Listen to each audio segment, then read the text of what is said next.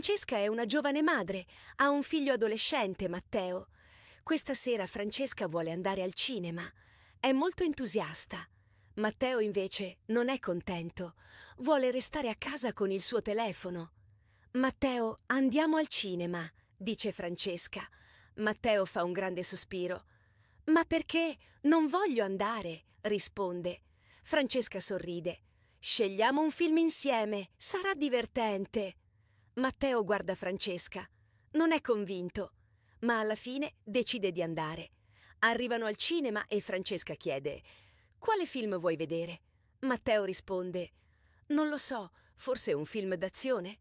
Francesca annuisce: «Va bene». Entrano nella sala. Prima di sedersi comprano i popcorn. Matteo guarda i prezzi. «Mamma, sono troppo cari», dice. Francesca ride. «Lo so, ma sono buoni». Si siedono e le luci si spengono. Il film inizia. Francesca è felice, ma Matteo è annoiato. Fa un altro sospiro. Francesca lo guarda. «Matteo, ti piace?» chiede. Matteo risponde: «Non molto, vorrei essere a casa». Dopo un po' succede qualcosa di strano.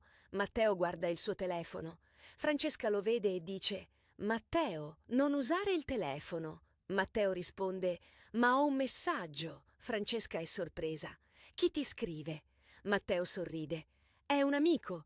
Vuole sapere se vengo a casa». Francesca capisce che Matteo non vuole essere al cinema, ma poi il film diventa interessante. Matteo guarda lo schermo. Francesca sorride. «Vedi, è divertente».